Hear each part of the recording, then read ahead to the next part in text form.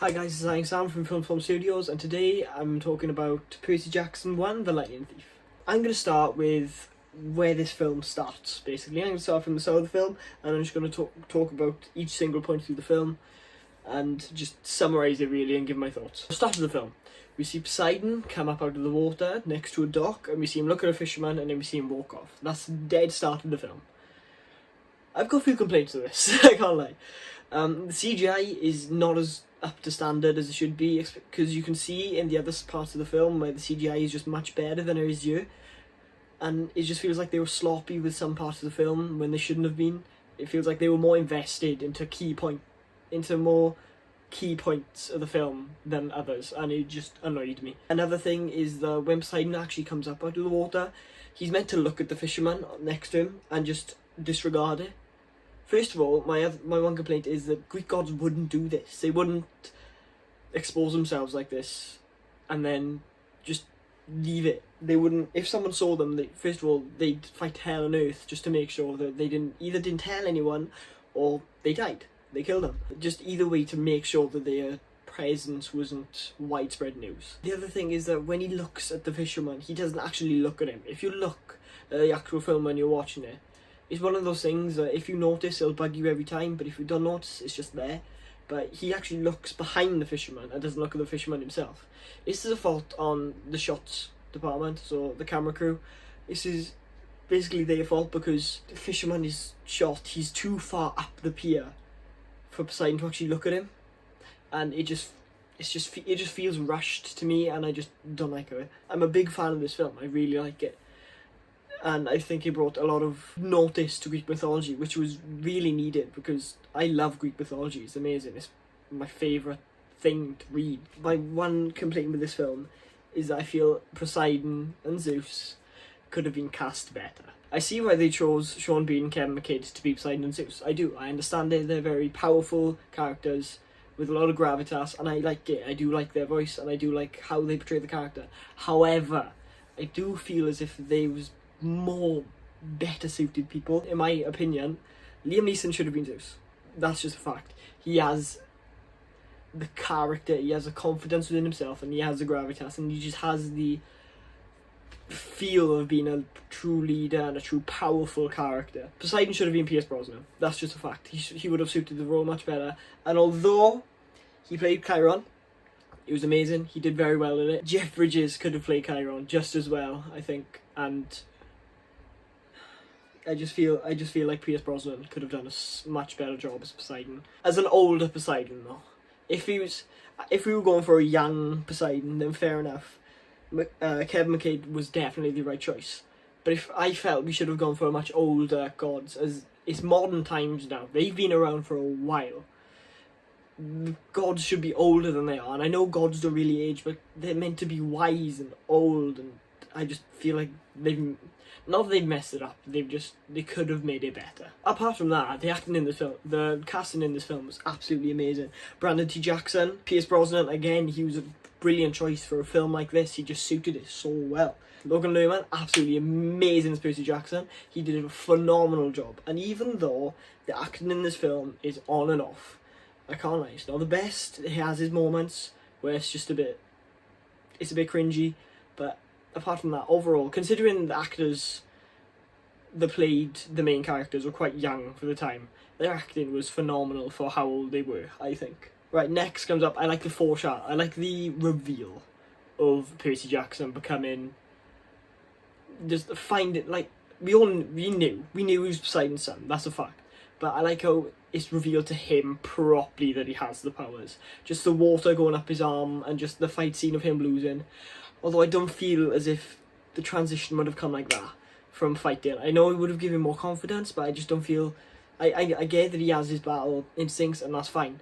But I just feel like these people have been training for years to be warriors and stuff like that. And I just feel he hasn't trained once. And he's beaten 6 of them, and possibly the best fighter in the camp. It just doesn't... It's a brilliant scene. Choreography, everything, absolutely amazing. I just don't feel as if it fits well. Another part of this film that I really, really enjoy is a rearranging of letters, the ADHD and dyslexia, and the voice in his head. It is an amazing touch to this film. It's just the little bits to show, like, it's the foreshadowing where he's in the class, he's looking at it, and he just knows. He's like, it's rearranging, and we're like, okay, there's something up with this kid. Obviously, we know from the film, but if you come into this film without knowing anything about it, it's just a cool little foreshadow into the Greek life, the Greek demigod life. Again, this is close to the beginning of the film. It's when they fight the Minotaur and the Fury. The Fury fight, I feel like that's fair enough. It was really well executed. I really like Pierce Brosnan's line of, I swear I'll tear you to pieces. It just gave me goosebumps. It was the sort of line that just made you think, this film is amazing. It's just, he fits high character parts so well. He fits high authority so well, which is why he should have been Poseidon, but there we are. The Minotaur fight then. This is the point where Percy finds out that he has hero instincts, and it's very well done. I absolutely love the way they executed it, and it's just absolutely amazing. What I don't understand is why the mother just stood there. I get that she was trying to wave Percy off, but there's trees, there's bushes, you know what I mean? Like, she could have just hid there until the Minotaur's gone, but, you know, it gives them a reason to go to the underworld, I guess, but I just feel like at some point, which is a theme throughout this film, that at some points it's just quite sloppy right in. So the choreography in that Minotaur fight scene, just especially when he pulls the horn out and stabs him underneath, it's just amazing. Honestly, the choreography throughout this film, I feel, is probably one of the best parts. Although it's quite criticised that it's not amazing, I personally love it because it's showing that they're still kids, but they still know how to fight, and it just works so well for me. Okay, so this is about 20 minutes into the film, and this is the introduction of Hades. Now, Hades' introduction in this film is amazing. It proves he has high authority, he's very powerful, and it just gives us the overall era that we want of Hades, of big, powerful, and evil, basically.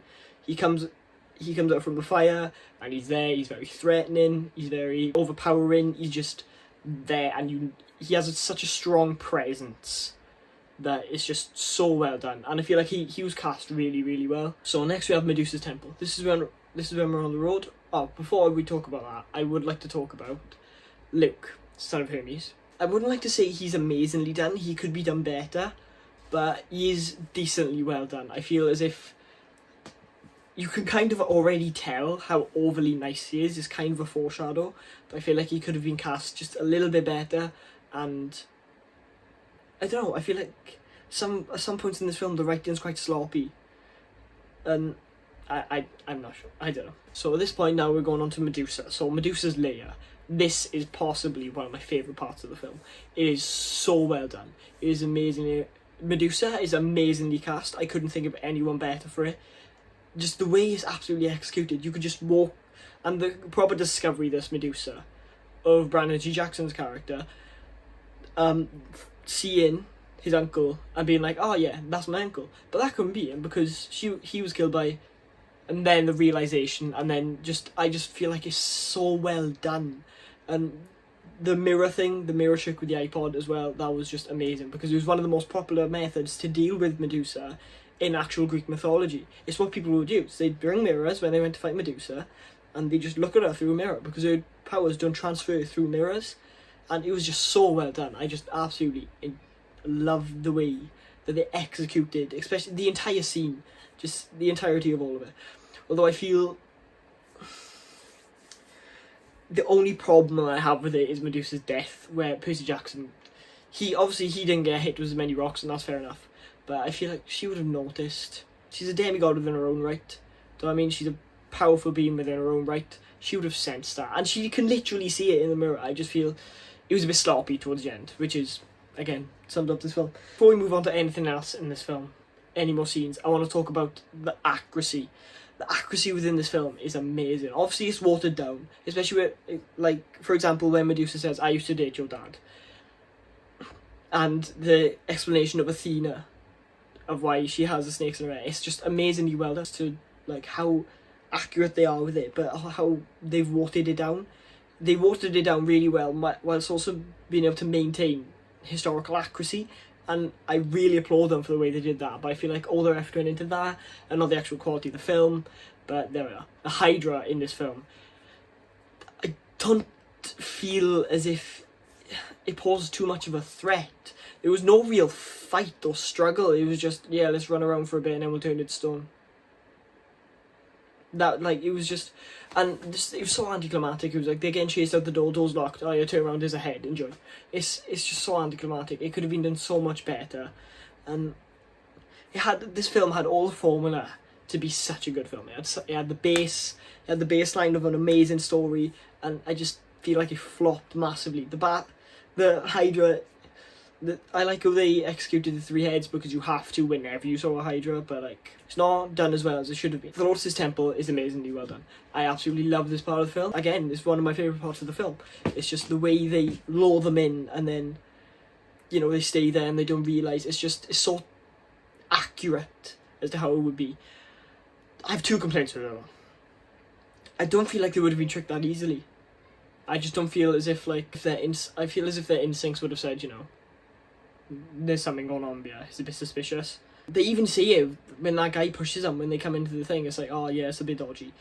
But then they just eat the lotus flower without a second thought. It's just, yeah. But I don't know, it just feels dodgy. And Poseidon would have gone to Percy's head much earlier than 5 days later. He wants to prevent a war, and he's just let his son waste 5 days and woke him up on the very last day. It's just not what would have happened, and it's just... So now we get to the Underworld. So the Underworld is well done, but not well done. If you know what I mean. I feel like it's too over the top. I get the Underworld's meant to be hell, and it's meant to be fiery, and it's meant to be all this and all that, but they just made it too much, I feel. Like, it was just way too much to take in. I liked how they did it, and it is well done, and the CGI is quite good. But I just feel as if, in some cases, like when they get to Hades' Temple, perfectly enough, the Hellhound's absolutely amazing. But when they're flying over the Underworld, you can just see for miles and miles and miles, and it's just black, and it's like, is it really necessary to have that much? Like, if you take, for example, the animation Hercules, literally, it's just a river, souls going through the river, and and Hades' Temple.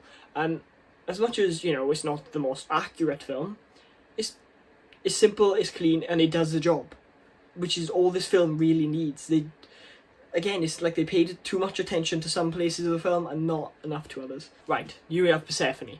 Now, Persephone in this film is, again, one of my favourite parts of the film. She's so well done. She's just such a typical Persephone. She is scarily accurate to the point of, you know, she's stuck with Hades and she hates it. She hates it there, absolutely hates it. But, you know, she cheats on Hades eventually with Grover, and you can tell that she actually hates Hades when she sacks him with a lightning bolt. But the only problem I have, although she is a god, I don't feel she's strong enough to actually harness the power of the lightning bolt. And it's the same with Luke, son of Hermes. He's a demigod. He's a demigod of a more minor god. He shouldn't be able to harness the power of the lightning bolt. Percy Jackson we can kind of forgive because he is a demigod of one of the big 3. He's son of Poseidon, so he obviously has the power and the ability to. But I just feel like other characters, like minor characters, where it's just they have the power to use it as well, it just makes it too unspecial. It takes away value from the lightning bolt itself, and it's just... And when they get to the Underworld, obviously the lightning bolt's hidden in the shield. I kind of like this and I kind of don't, because obviously it's hidden in the handle of the shield, but there's so many risks with this. What if Hades didn't find it and Percy Jackson just has the lightning bolt and nobody would ever know where it is apart from Luke? What's the chance that before they got to the Underworld they found it? And it's just, it just doesn't make sense to me at all, and I just don't feel... I feel like there was so many more ways they could have done the lightning bolt. So now we're at the final fight. So they've gone to the Underworld, they've got all the pearls, he's got his mom home. They've left Grover in the Underworld, which I think was a nice touch, just to add a bit of sentimental value to the film. But they're going to Olympus now. But this is the point at the end of the film where the writing starts to get sloppy. It's, come on, we only have 10 minutes. I feel like Percy's mother, Sally, her character is just not well written at all. It's like, oh, we only got... She's so cliche, and I just don't feel as if she's well executed at all. And then we have the final fight between Percy and Luke. First of all, Percy has portrayed much better hand-to-hand combat earlier in the film. Why all of a sudden everything's gone when he's fighting Luke? He's nowhere near as good as he should have been, and Luke should have been defeated way before it got to the point where it did. I'm not complaining though, although the CGI is dodgy in some bits, and the choreography is a bit on and off. What makes it all worth it is that last shot. Well, not the last shot, but one of the shots where Percy is he's retracting the water. It's a front-on shot, and he's just like that, and it just looks amazing. And they didn't stick it for long enough. They showed it for 2 seconds and they cut it, and it's just this film has such good qualities, but they just don't hold on to them enough. And my last complaint, we're getting to the end of the film now, so they're at Olympus, and Olympus is just way too easy to access. They just walk in. They walk into a supply cupboard, they pull a thing, and all of a sudden the door to Olympus is there. Any normal janitor could find that. It's just, I refuse to accept that's it. And it's just annoying. This is the point, like I said, the writing gets sloppy, and it's just disgraceful. And then we come to Zeus accepting the gift, and again, it's just a lot more cliches. You got the father-son, daughter to mother cliches of, reunion and stuff, and then we got the clues of, oh, there will be peace. And then we have the cliche of, by the way, you do this thing to me, you all-powerful character, because, I did this thing for you. It's just, although it is good they broke over back, and I like the way they did it, I just feel like there's way too many cliches in this film. And then we have the final cliche of, if you ever need me, I'll be there. And it's just, why? It's just, I understand he's trying to help him, and it does make sense, but why those specific words? It's just, I don't know, it just could have been so much better written. So, to conclude, this film, I love it. As much as I've literally just shit on it, I do love this film to bits, because it's so accurate, and it's just some of the casting, and just some aspects of this film are really, really well done.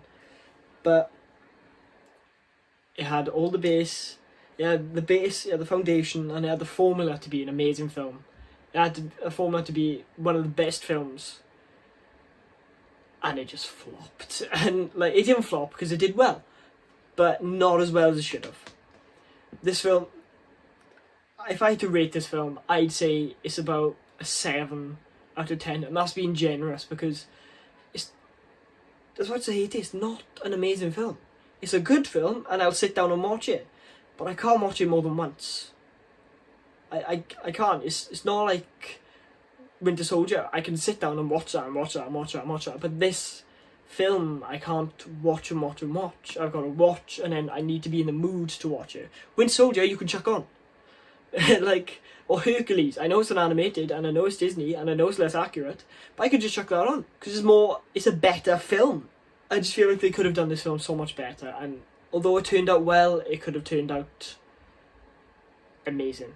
That's my review on Percy Jackson, The Lightning Thief. Hope you guys enjoyed, and I'll see you in the next video.